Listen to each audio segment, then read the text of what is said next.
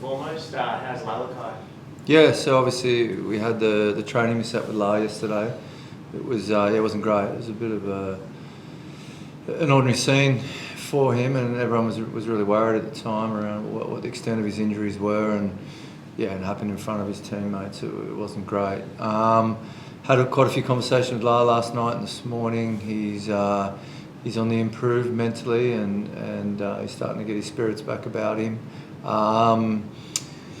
He's been well supported by all the support networks of our club. Our player development manager, our doctor's just left him up at the hospital there now, and obviously he's got his beautiful wife and dad up there with him. So everyone's around him, supporting him. The CT scan was positive. I had that yesterday, and that showed no major spinal damage or no vertebral sort of cracks or things like that. And I'm obviously not a doctor, but he's just got to stay in a little bit longer now to have an MRI, and that'll just determine what sort of soft tissue damage there is around ligaments, if there's been any bleeding around the spinal cord, those sort of things. So he's by no stretch out of the woods yet, but the first news is all pretty positive, that there won't be anything too permanent or debilitating. But how that looks for football and return dates is just way too early to tell. So he'll have the MRI today. All going well, he'll be in a neck brace and get released today, and he's pretty keen to get home, and then he'll start his road to recovery from there. Must have been quite scary for him. Yeah, bloody oath. Yeah, no, it was. I sat with him there waiting for the ambulance, and it's the unknown. He was in a bit of pain, obviously, but it was more the fear of the unknown of that, and it was confronting for the team. Like when you see your mate go like that, and it sort of hits home to me, particularly what these guys put themselves through each not only each week but each training run. There's a lot of contact involved in our sport, and all it needs is what happened with La, just land on the ground a slight wrong way and push from behind or whatever it may be, and it can be catastrophic. So we're definitely well aware of that. But yeah, as I said, he's in good spirits now, and we're hoping that the positive news will continue, and he'll get a full recovery at some stage. Darren, I know you said you're not a doctor, but yesterday that with feeling in the hands and feet, do you have any update on that? Yeah, no, he's got full feeling, full function. And the CT confirmed that there wasn't stuff with the spinal cord. So yeah, that aspect is all positive. It'll just be sort of, again, in layman's terms, it'll just be sort of that localised, how much ligament and soft tissue damage is in and around the neck, as to how that'll affect the recovery. And once again, maybe you're not a doctor, but is this a thing that, like, the ligament damage is just a little major, minor? Anybody? No. It's no idea about when he might return, like a month, 2 months? No,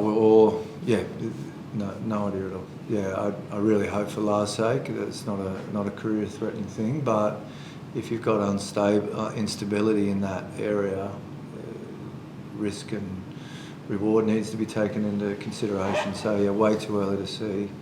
I couldn't even speculate as to what the recovery would be just yet. I imagine after the MRI, we'll know a bit more, but that hasn't happened yet.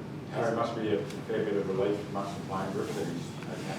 Yeah, massively. I think Lars a really popular guy within the group, and I think to see someone who, for us, is a leader within the group, and a physical presence on that training field, to be in that position that he ended up in, it was obviously quite confronting.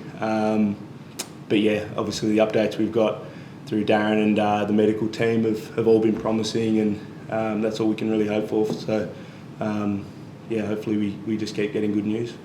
Obviously the focus will be on Lars' recovery as he goes through this process, but when you do have a game to play tomorrow, how does that change the team you sort of put out tomorrow?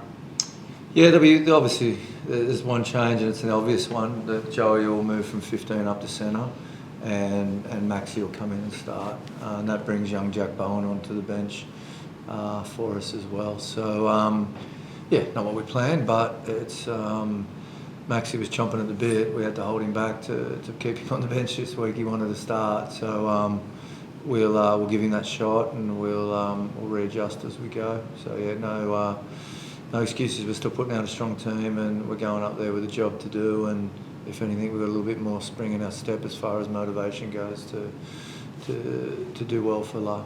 Max, I was going to say, is there anything particular sort of coaching stuff you do just to sort of get around the players and just sort of make sure that, you know, having said something like that, it doesn't go and affect them tomorrow? Yeah, you try to. Yeah, we had a good chat about it this morning. Like anything, when there's really good services in around our sport now, we've got a clinical psych that the boys can contact. We've got our player development manager, Yashar, who's a real sort of mother, auntie figure for the team. And if it was confronting and boys did have issue with it, we're making sure there's opportunities for them to talk about it.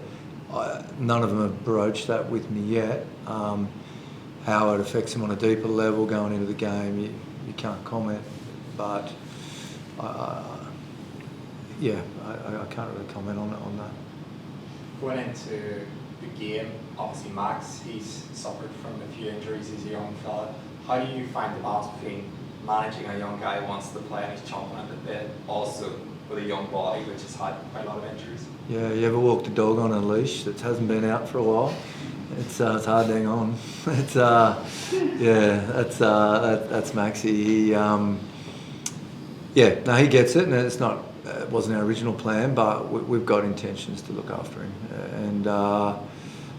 He was going to play, so it's not as if he wasn't going to play. So we just got to, just trust the process, and there's nothing medically stopping him from playing. And he's come through his rehab with flying colours. He's hitting top speed scores, and he's in good nick. So there's no issue with that.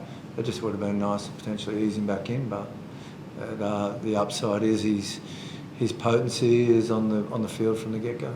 You mentioned last year, obviously, like pre-season was tough. How do you feel like reflecting on this pre-season, and have you left a bit in reserve ahead of this game, or do you feel you still have cards to play ahead of the Reds? Yeah, definitely.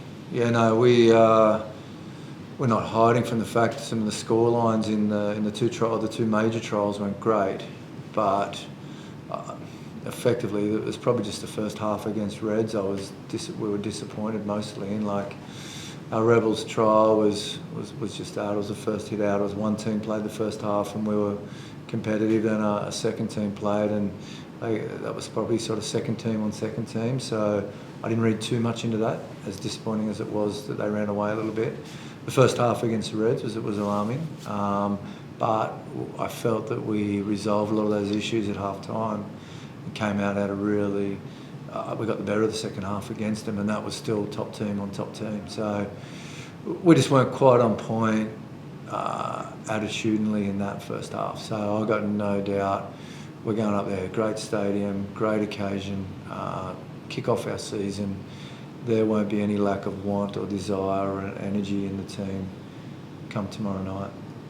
It's a pretty big match. Like, it's an intimidating role for you guys. You don't want to look too far ahead, but how significant is this, do you think, in the overall season for you guys? Well, it's worth 1/14 of the points, so it's not any more important on the ladder than any other game, but momentum's important. So yeah, you want to start well, and you want to feel that the hard work you've done in pre-season has some rewards, and there's some aspects of our game that we've been working on that they come through. But yeah, the Super Rugby done a great job in planning it this way. As the Reds Tars rivalry, they've got a new coach. There's always a newfound enthusiasm and excitement when a new coach comes in, and they'll have, I'm hoping they have a really massive crowd there, and for my group, we're super pumped to get up there. I imagine most people are writing us off, they'd be favourites. We're going up into a hostile environment. I reckon there's no better way for us to show our mettle and what we stand for as a team on how we come out of the blocks on Saturday night. Can you think of a better way to start against Queensland? And I know that you've had a pretty disrupted kind of run of injuries as well, so good to be back to. Yeah, obviously missed the first two rounds, I think, of last year, and probably kind of similar with that Brumbies match up in round one, like a really strong Australian rivalry. So to be able to be a part of it this time around is going to be awesome. I know the boys are really fired up, and yeah, we've prepped well this week. So yeah, to be able to go out and get stuck into these guys round one is pretty cool. As a playing group, how do you move on? Obviously, DC said first half you learned, and obviously the injury, it has been a tough pre-season. How do you, as a playing group, get up and about, going away and getting results on the road? I think it's just line in the sand now. I think, I mean, that is the luxury of trials, is that if things don't go right, it's not necessarily competition points on the line, and it's, you know, not really going to bite in the arse as far as momentum for the season goes. It's obviously great to get trial wins, and we have in the past, but I mean, it doesn't, you know, always equal competition wins. So for us, it's line in the sand that from Saturday night onwards, this is the 2024 Tars, and what we can put out in the field on Saturday is going to be, you know, hopefully a really good reflection of how hard we have worked in the pre-season. We get that opportunity to fix and remedy some stuff that we didn't get right in the trials, which again is what trials are for. And yeah, I guess we get to be a bit more transparent in how we want to be perceived and how we want to play in 2024. Harry, I know you spoke about how confronting it was yesterday here. Yeah. Darren spoke about the conversations you can have. But as a player, I guess you can have as many conversations as you like. But do you think psychologically it will impact the way players go into the match? I don't think so, no. I mean, the only change up, the only people that I'd be concerned for is, you know, Joey Walton and maybe Jorgo. It's a slight tweak, you know, direct correlation to the incident, to how they're preparing. But you've got two really professional young blokes who go about their business really well. I can imagine that's probably as far as it goes in terms of impacting our prep. Look, boys are worried, but as Darren said, and the coaching staff has been with us, has been super transparent. Any update that's come through, we've gotten, and like I said before, it has been really promising. Yeah, we're concerned about La, but I think the best way we can, you know, honour the tragic event of him missing out on this week and potentially, you know, a couple more games, is to put it to the side, park it, and give him something to smile about when he's sitting at home in his neck brace.